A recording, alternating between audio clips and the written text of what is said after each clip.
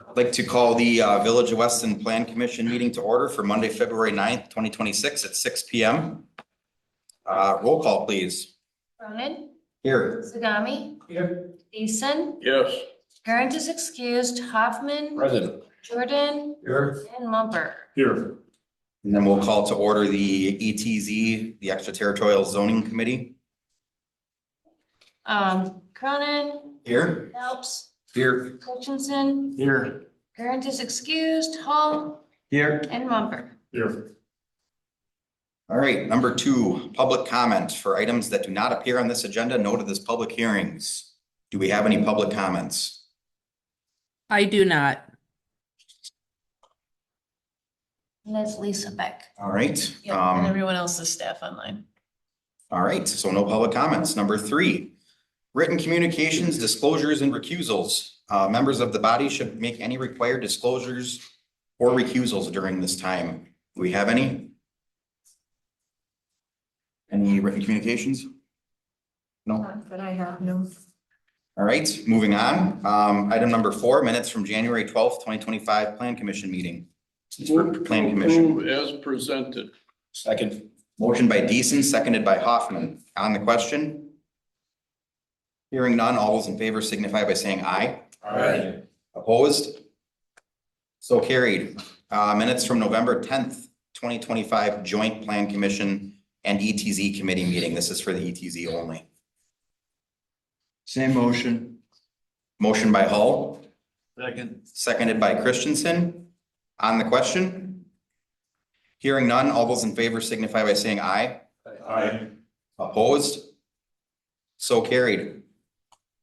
Number 6, public hearing, discussion and recommendation to the Board of Trustees on adoption of 2025 official zoning map and official extraterritorial zoning map for the Village of Weston. This is for Planning Commission and ETZ. Before I open the public hearing, I just kind of want to remind everybody, because we've had a lot of these public hearings the last couple months that have, every once in a while, things kind of come off the rails. And just as a reminder, once I open the public hearing, it's supposed to kind of follow the way it's written here on the agenda. So staff or the applicant presents, we do public comment, we close it, and then it's up to us. Let's try to avoid the body making comments beforehand. Otherwise, it seems like we tend to get off into the weeds sometimes. And I think we want to try to prevent that from happening a little bit. So with that being said, I'll open the public hearing. Presentation by staff. All right, this public hearing is being held to receive public comment on the proposed adoption of the 2026 official zoning map and the 2026 official extraterritorial zoning map for the Village of Weston. The official zoning map is adopted annually for both the village and the extraterritorial zoning area to document zoning classifications as close to January 1st of each year as practicable. This annual update serves an administrative and historical record-keeping function by consolidating previously approved zoning actions into a single official map. No new rezonings or parcel-specific zoning changes are proposed as part of this action. All zoning classifications shown on the 2026 map reflect zoning decisions that were previously approved through separate duly noticed public hearings. This public hearing is for comment only. Following the hearing, the Plan Commission and Joint ETZ Committee may forward a recommendation to the Board of Trustees. Final action on adoption of the official zoning map and official extraterritorial zoning map will be taken by the Board of Trustees at a future meeting. All right. Public comment. Is there anybody online or in the audience that wishes to make a comment on this public hearing? Second time, any comments? Third time, any comments? All right, hearing none, I'm going to close the public hearing. Discussion by Plan Commission and ETZ Committee.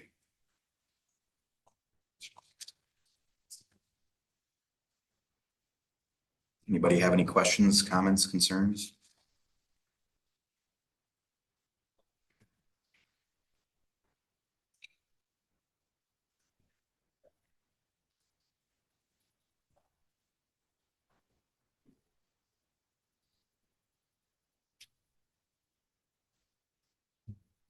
Nobody has any comments, questions, I'll entertain a motion. We'll need one from planning and one from the ETZ to send this to the Board of Trustees. Move to recommend approval of Board of Trustees of the annual update to the official zoning map and official extraterritorial zoning ETZ map. So we have a motion by Mumper for planning, Second. seconded by Zagami. On the question? Hearing none, all those in favor signify by saying aye. Aye. Opposed? So carried. And we'll need a motion for ETZ as well. Same motion. Motion by Hull, Second. seconded by Phelps. On the question? Hearing none, all those in favor signify by saying aye. Aye. Opposed? So carried. Item number 7, unfinished business, discussion of cul-de-sac regulations. Subsection A, discussion and action on resolution 2026-PC-001. Resolution recommending adoption of ordinance number 26-002 to amend section 74.6.06 street dimensional standards of the subdivision ordinance. Okay. This item is a proposed amendment to chapter 74 of the subdivision ordinance related to cul-de-sac streets. The village's current code generally prohibits permanent cul-de-sacs within village limits. However, in practice, there have been limited situations where topography, wetlands, or other environmental constraints made street connections impractical, and exceptions were considered on a case-by-case basis. The proposed amendment does not change the village's overall policy favoring interconnected street networks. Instead, it clarifies standards by allowing a limited exception where natural or physical constraints prevent reasonable connectivity. Any such exception would require a recommendation from the Public Works Director and approval by the Plan Commission or the ETZ if there's a subdivision within the ETZ area. The amendment also specifies that cul-de-sacs cannot be approved solely for development convenience or increased lot yield. This change is intended to improve clarity, consistency, and legal defensibility in how the subdivision ordinance is administered. Staff is recommending approval of the changes that are listed in that ordinance. And this is a discussion from last meeting. We took what you guys said and made some changes to that ordinance, section of the ordinance. Anything else, Jen? Nope. All right. Any comments from planning or ETZ? I'm fine with this. I think it's fine, except, we know how things are gonna kind of develop to a point. And when we put a cul-de-sac in, we're not necessarily sure in some instances that isn't gonna be in the future, a road's gonna go through there. Depending on what the landowner, whether 40 or an 80 or whatever is on the other side. So I think this is good, except, nobody's got a crystal ball. So at some point, some might change. And I think the wording in this is good. And it allows the village to adjust some things in the future. So I'm fine with it. Thank you. So there is a plan commission or a board public hearing scheduled for next Monday. So the way that the subdivision ordinance works is the village board actually holds the hearing. So tonight you're asked as the plan commission to adopt a resolution recommending the changes to the board. Mark? I just wanted to, why is the limitation on 1,000 foot in length from the center line of the adjoining road? 1,000 feet, right? That gets you, that might get you to the end of a 40. Maybe if it's a straight shot. But I mean, if you were developing an 80, is there some intent not to let a road go as deep to do an 80 right out of the chute? I guess I'm just not clear where we're coming from on the 1,000-foot limitation, what the restriction would be. I'm thinking ETZ parcels, obviously not. The 1,000 feet is in there right now. That's the current ordinance. So this would allow for that situation where Michael could say, well, this is an 80 and it's gonna be developed in a different way. Well, that's why I wondered if the 1,000 was, because I don't remember how many revisions prior, but I know the 1,000 was in there when we were saying it had to be public water and public sewer. But somewhere along the line now, that's evolved to where we allow private. And so I just wasn't sure if the 1,000 was in there because of the limitation at one point, and then it didn't get pulled out. And now that private could be approved, was the 1,000 needed any longer? I'm just saying, I wasn't sure why the 1,000 limitation would apply to this anymore. Is there some? I guess my reasoning is just for, for planning purposes, if once you start going more than a 40 deep, you probably have enough development where you should have 2 access points. Okay. So, if you have 80 acres getting developed, you probably are looking at, if it's one house that's 80 feet, this isn't a private driveway. If somebody has 80 acres, they want to build their house on the back 40, they can have a half-mile driveway and that's fine. But for a public road, if you're looking at that kind of development, you're probably looking at needing to have at least a second access point. Okay, I don't disagree and I understand that difference, but what if you had an 80 that didn't have a closer? So, I'm saying if you've got a traditional 80, you don't have access to anything else perhaps, if you're the first development, right? Because unless you're adjacent on a corner in an L, you wouldn't be able to comply. So I'm just saying, I don't know. I just was questioning the 1,000 as to whether it's something that really needs to be in there as a restriction, if there are practical reasons or not. So that's the only thing that caught my eye, because I just was thinking if someone had an 80 and wanted to do a road in and do it in larger lots in the ETZ and was using private water and approved private water and sanitary, then why? We're gonna have to waive the 1,000, right? I mean. Correct. Didn't part of it have to do with the sidewalk conversation? Because we don't require sidewalks, and I think I remember a conversation about the amount of vehicle trips and trying to keep people off the roads, if my memory serves me correct. Yeah, the 1,000 feet really has nothing to do with sidewalks or water and sewer. It's purely connectivity. If you look at, our ordinance, we talk about having connectivity, and I think even from an emergency response perspective, we don't want, half-mile dead-end roads everywhere. And then if you got emergency responses, you're having to drive around to get to the backside. You'd rather those roads connect, kind of like Mr. Deason said, if it's the first phase, maybe we say, yeah, it's fine. And someday this next 40 over will develop and we can connect in. I don't know how many, maybe there's a couple of those streets off of N that are long dead end roads, but otherwise I don't know if we have many, East Nick currently.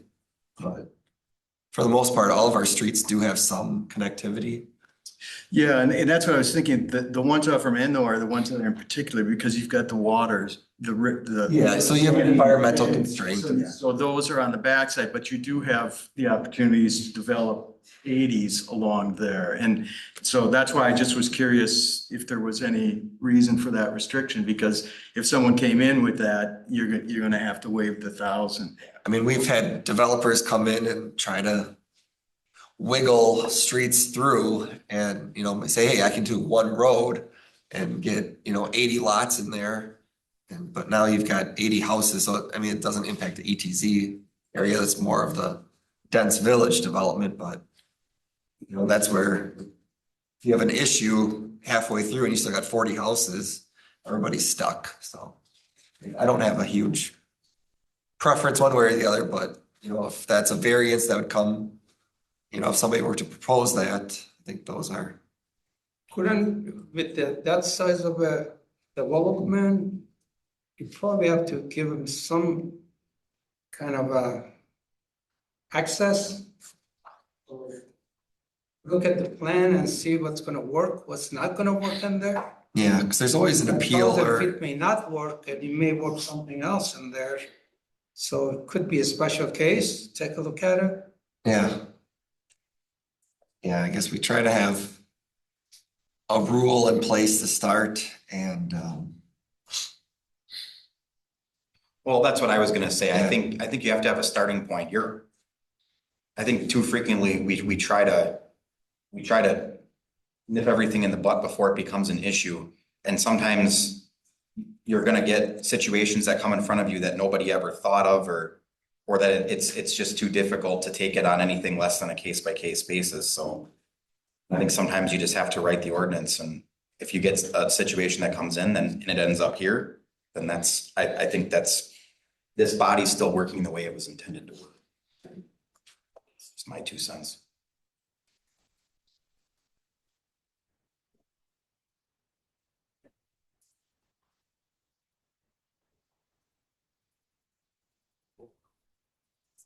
So do you need a motion from planning and ETZ again?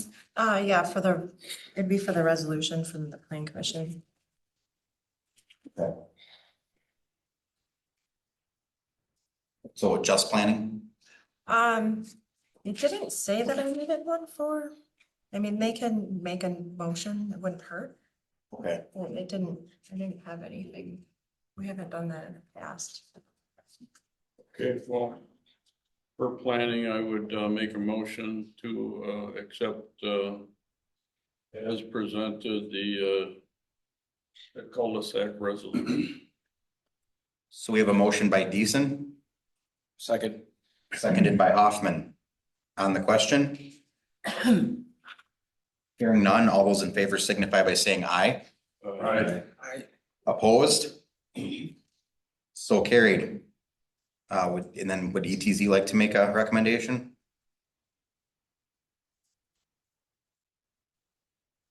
Say motion. All right, motion by Phelps, Second. seconded by Mumper. On the question? Hearing none, all those in favor signify by saying aye. Aye. Opposed? So carried. And then item number 8 would be to adjourn the ETZ committee. Motion to adjourn. Motion by Hull, Second. seconded by Christensen. On the question? Hearing none, all those in favor signify by saying aye. Aye. Opposed? So carried. Thank you very much for coming in.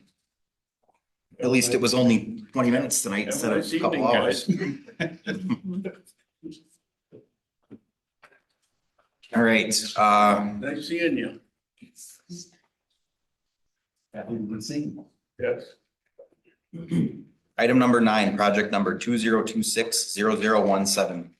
Preliminary plat approval, preliminary plat of Inner Springs, 2nd edition, Timber Ridge Builders and Riverside Land Survey. Okay, this request is for preliminary plat approval of Hinner Springs 2nd edition submitted by Timber Ridge Builders and Riverside Land Surveying. The proposal creates 13 residential lots. This represents a change from the originally planned layout in this area, which included sites for 2 fourplex buildings and a larger apartment complex parcel to the north. The revised plan replaces those multifamily sites with twin home lots and 7 single-family home lots and extends Green Pastures Lane east to the property line for future connectivity. Home values are expected to be consistent with the rest of the Hinner Springs development, generally anywhere from 350 to 450 range.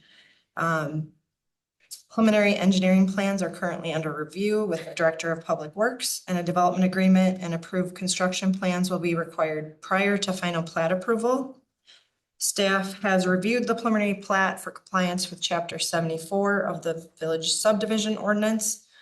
The plat generally meets ordinance requirements, subject to standard conditions related to public improvements, utilities and easements, stormwater management, zoning compliance, environmental considerations, and execution of a development agreement with financial guarantees.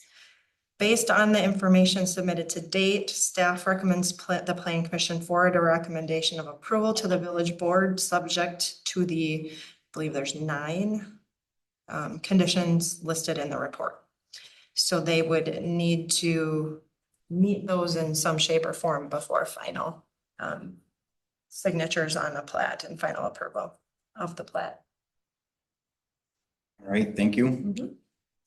Jen, forgive my ignorance, was a twin home lot a duplex? So it's basically a duplex that's split down the middle. So the lots are smaller. So instead of like a 10,000 square foot lot, they're usually 5,000. So they own their land. So that's where it's different. Oh, okay, I see. Oh, now I understand. Yeah. And they have like 2-car garages on both. Yeah, it'll still look like a duplex. I mean, It still looks like a duplex. So it's a side by side, but they own their own. Correct, as They opposed just to own the a joint land. property around. Okay, now I structure. understand. instead of it being one building where someone owns both sides Yeah, and the land, yep, I understand the distinction. Thank you. but it's not a condo. Right. And was there an 8-plex? So there was 2 4-plexes. So if you remember Hinter Springs, so on the northern road there, that green Green pastures. So they have basically townhomes. So there's a 4-plex. They're basically row houses, essentially.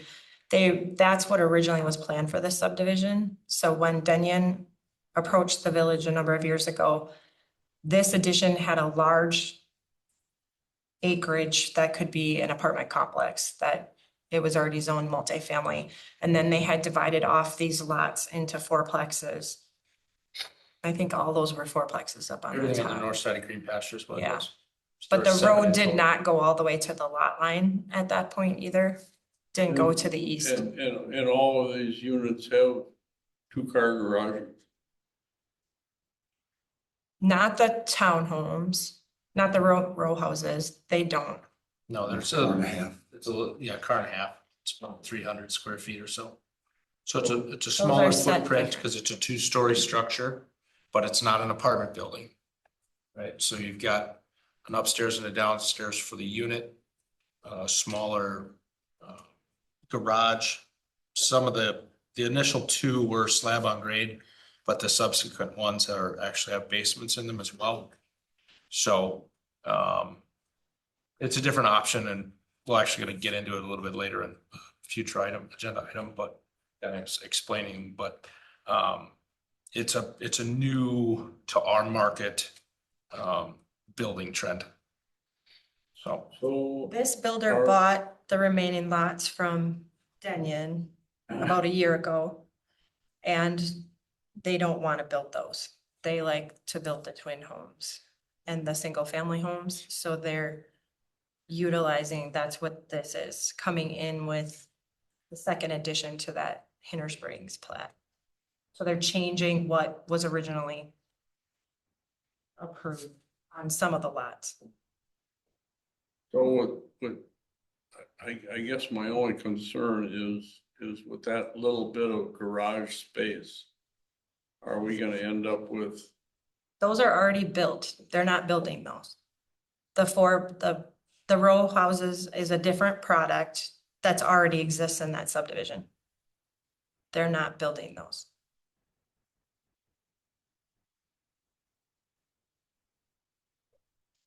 okay. I'm just concerned that, we end up having campers and snowmobiles and utility trailers, and everything else parked all over. And it looks terrible.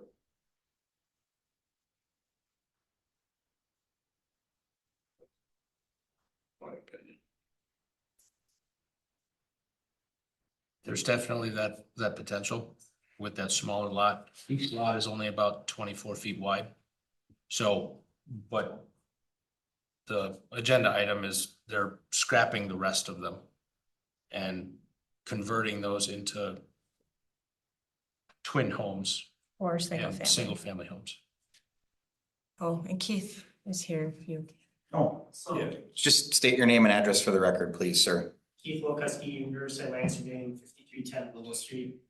So the existing skinny lots that is now planned, that were planned for the townhomes, we're making them much bigger.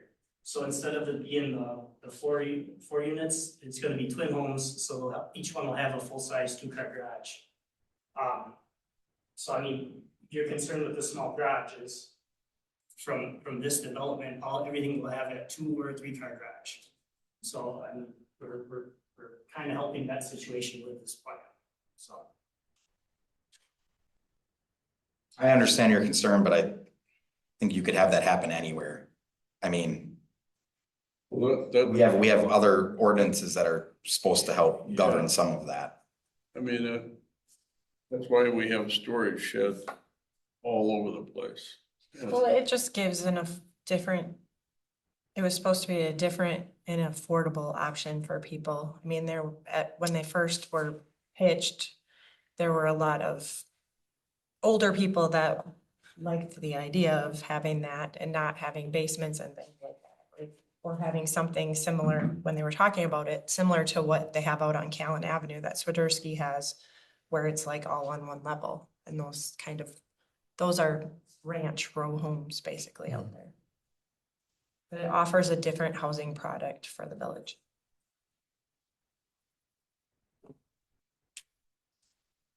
But this builder doesn't like to build those, so they scrapped that idea and it'll be 2+ car garage, probably 3. I think that's what they're usually doing. 2 for the twin homes, and then the single families lots can fit a 3-car.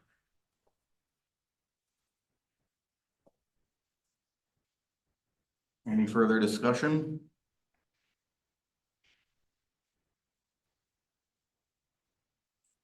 Someone like to take a stab at a motion?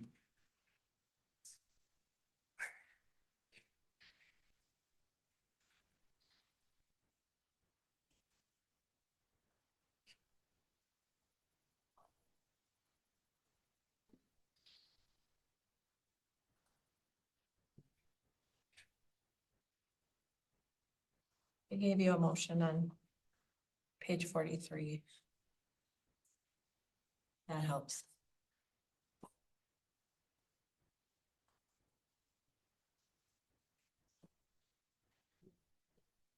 These are just basically standard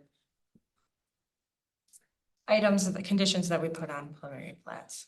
Yeah. So in regards to the park and rec impact fee, that will be Yeah. done. So Building permit. I move the plan commission recommend to the village board of trustees approval of the preliminary plat for Inner Spring Second Edition, project 20260017. Submitted by Timber Ridge Builders and Riverside Land Surveying, subject to the listed conditions, 1 through 10. Second. So we have a motion by Jordan, seconded by Zagami. On the question? Hearing none, all those in favor signify by saying aye. Aye. Opposed? So carried. Thank you very much for coming. Thank you. Item number 10, discussion and recommendation to the Board of Trustees on comprehensive plan draft public participation plan. Okay, this item is the draft public participation plan for the village's 10-year update of volumes 1 and 2 of our comprehensive plan. Wisconsin law requires communities to update their plans at least every 10 years, and we had adopted ours in 2016, so we're currently in the process of updating. And it also requires that we adopt procedures that ensure public involvement throughout the process. So similar to what we did the last time, when we worked with Mark Ruffers, he essentially creates, and this starts on page 50, the meetings and milestones for the plan. And we in turn use this as our public participation procedures. So these dates can swing a little bit. We're actually ahead on some things already. But we're looking to complete the plan in March of next year. And in order to kind of move through the process, the Plan Commission and the village board need to adopt these procedures. So we're bringing them to you tonight to look at them. The Plan Commission and the board will serve as a joint steering committee for the project. And you will meet periodically throughout the next year. Most likely those will be at a special meeting just because you guys tend to have a pretty big agenda and so do they. So we'll kind of try to plan those out accordingly, hopefully like on a Monday night if we can, just to kind of keep it that way for everyone. But you will be the steering committee for the comprehensive plan process.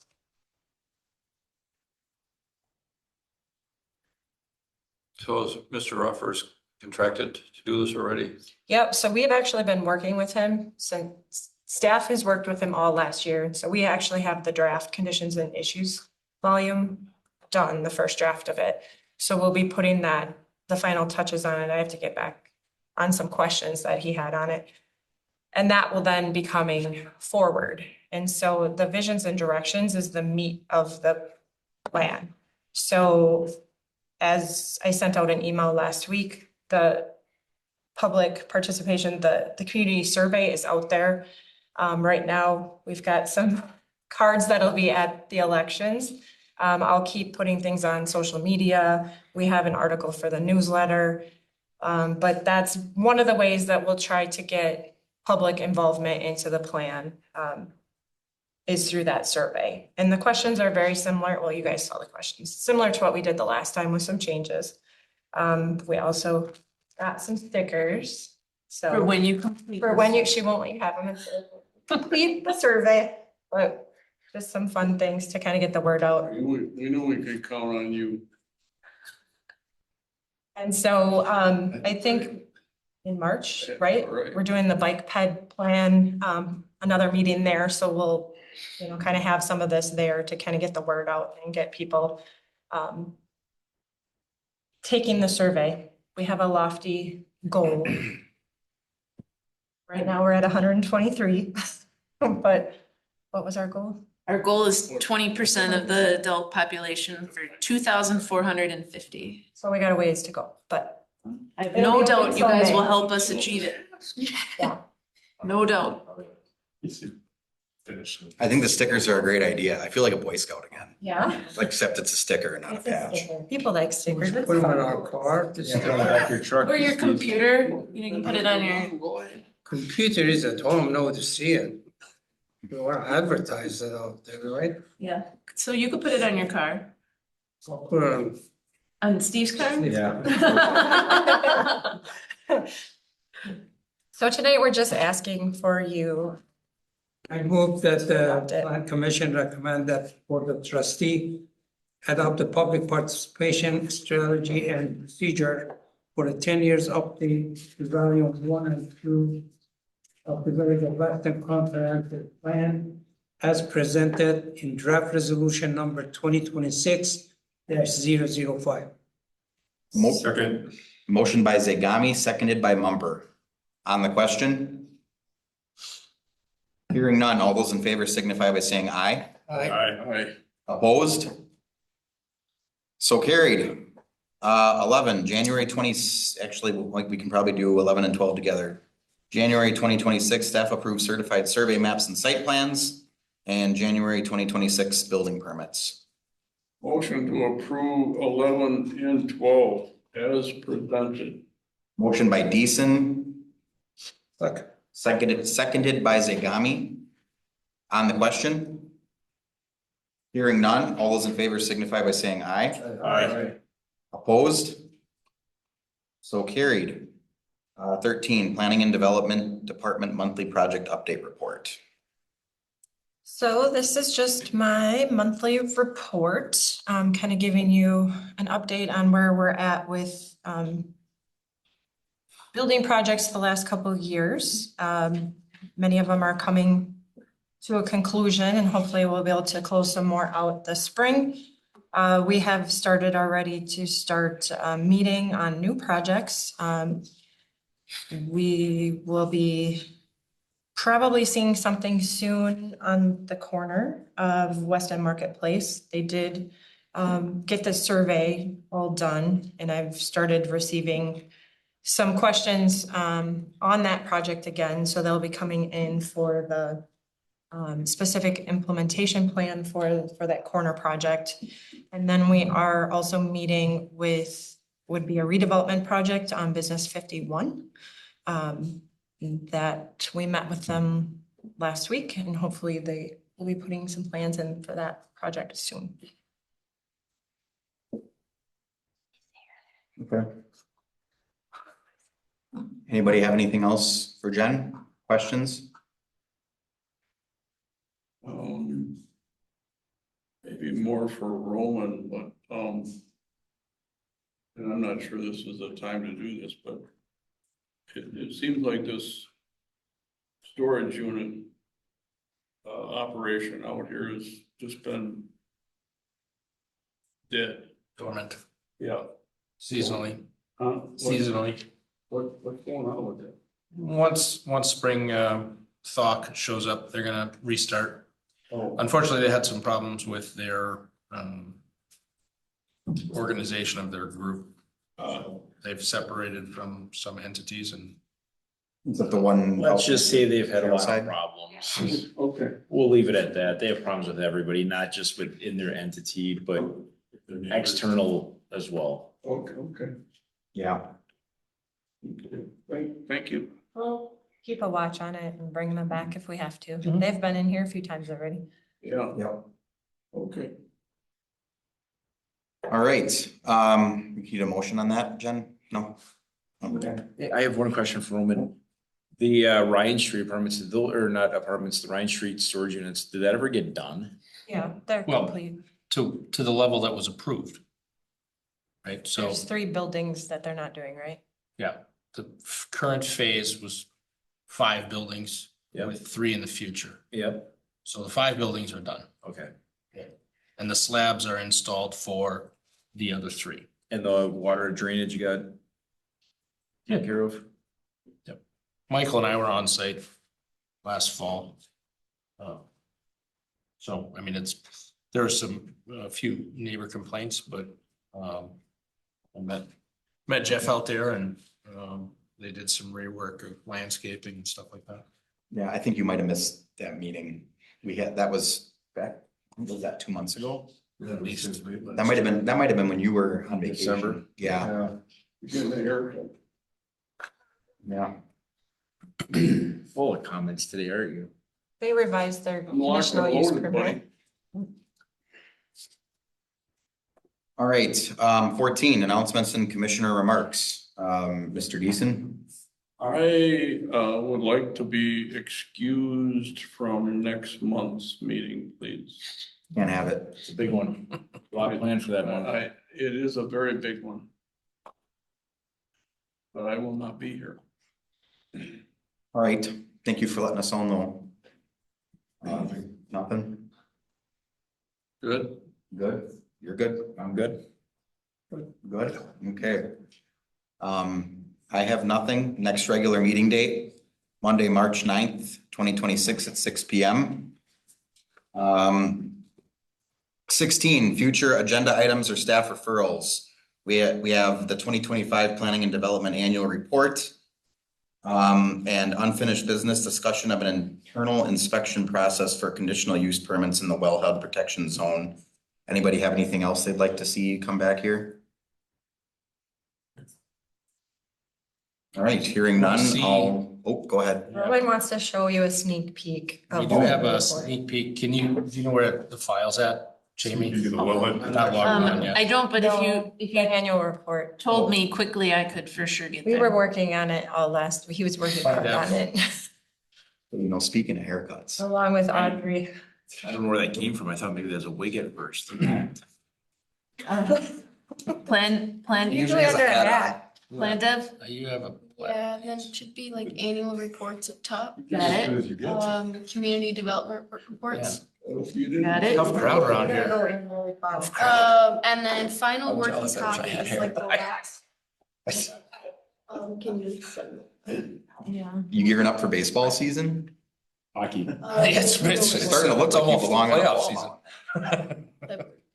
season. I got to 46 and I'm like, I'm not gonna come. So we'll see. Can you make it like? He's at 0505 on the second, that's not it. Roman, which one is it? Planning and Development Report 2025 final working Final copy. working copy. There it Got is. You gotta get rid of some of those other ones. So some of them are a lot of Excel sheets. Yeah, there's a lot of data in there. So Audrey and I have been compiling data for the last 10 years in an extremely thorough fashion, and adding in historical data going back to 1990 for what we're about to see. But it's gonna basically showcase our construction and development in the village of Weston, along with items that Plan Commission has reviewed and approved, CSM's subdivisions that are approved during the course of the year. So on the bottom of this page right there, that's what the row houses look like. Okay, so so there's 4 of those buildings on the north end of Hinter Springs. And yes, there's not much yard. That was the intent with the project though. So it's not a rental unit per se. They're built as, you know, single owner units, much like a twin home is. So it's each one of those units can be individually owned. Okay, But they don't refer to them as condos. they're not condos, no. Because there's no association that owns the dirt underneath them. It's each one's cut up into slices. Okay. So it's a different product, and so some of our stats are gonna have those factored in, and but when we get so we're just really just kind of showcasing what's actually happening. I mean, we all talk about it every month, you know, everybody gets to look at the you know, permits and everything that's approved, but you look at 2025's net new construction at 40 million. That's an 8-year high and could be an all-time high. I've got to double check some data before we go to print with this, but essentially we're just fine tuning, making sure all of our stats are accurate, making sure our maps that we're going to have in at the end, making sure those are going to kind of showcase where all the development is at in the village. Future land development there, that looks like it's the Granite Ridge subdivision. So we've got 2 pretty substantial subdivisions that are, you know, either in build phase or in utility installment phase. So there's still a lot of lots that we have available, which is key to our continued growth. So Audrey's an absolute whiz when it comes to graphs and charts. So that's getting into our new construction for residential there. So, and you're going to see all of our photos are site photos that we've worked on. That graph right there is something that is showing the last 10-year averages for the different construction types. So it's really kind of wanted to give a really specific breakdown of what our housing unit adds have been over the last 10 years and what our averages are. So we're averaging, 56 housing units a year over the last decade. Which is decent. We still have, a fair amount of undeveloped or ag land out there to, Absolutely. yeah. So, again, some great graphs that Audrey has put together with just what the market is doing as far as cost trends, breakdown of where the houses are being built at and the valuation ranges. We had 2 houses in 2025 north of $1 million go in. So a lot of very nice upper end homes, but the bulk is in that kind of what's referred to as the affordable housing, not to be confused with low income, but affordable for the general population. And that's the 350 to 450 range? 200 to 360. 2 to 360. So, and then there's some historical trends in there too, as far as, two family construction, multifamily construction. And this one, stop right there. That is since 1990, our single family new construction housing starts. So we peaked, we are an 18-year high in 2025, which, as we can see, back in the 90s and early 2000s, we're at an 18-year high. We're not even coming close to some of the numbers that were being constructed back in the 90s and 2000, early 2000s. There's a lot of that tappy, Bill. Oh, yeah. Only 450 of them. Yeah. Yeah, Yeah, there was a lot of tap. that whole area kind of exploded at the same time. Or Prohaska and some of that stuff, south side. Yep. So 2013, 9. and then 08, obviously the market collapse in 08. We have steadily risen out of that over the last 5 years.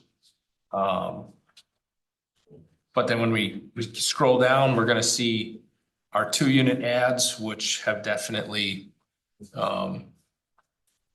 tapered off since the heydays, if you will.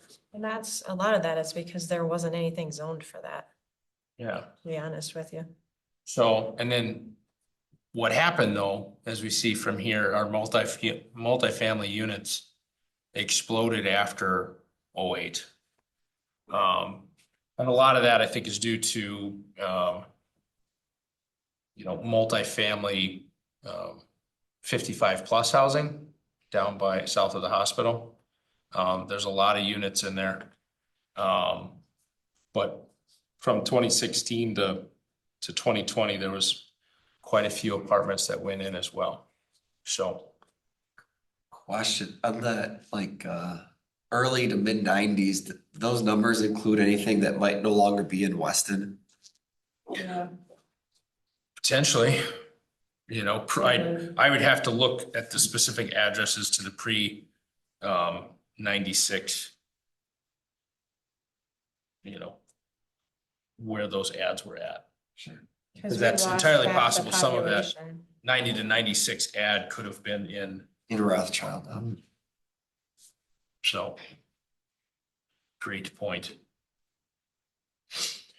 So, just more wonderful graphs from Audrey. And once you get really excited to get everybody the hard copy. I really am, because it is something that we've really have wanted to do this on an annual basis, just so that, we talk about it, but when you start to compile the data and you start to see the numbers, I'm really excited about where we're at. I really am. And the potential is, there's a ton of potential there too. So So we just gotta clean up some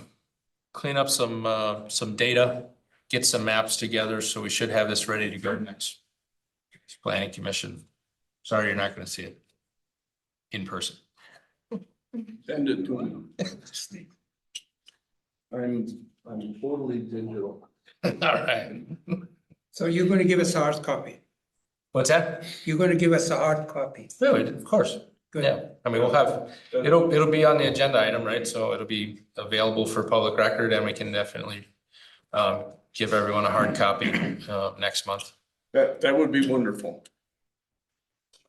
Thank you very much. We look forward to seeing that. All right, item number 17. Motion to adjourn. Oh, please. Motion by Deason, seconded by Hoffman on the question. Hearing none, all those in favor signify by saying aye. Aye. Opposed? So carried. We are adjourned at 6:51 PM. Thank you, everybody. Great.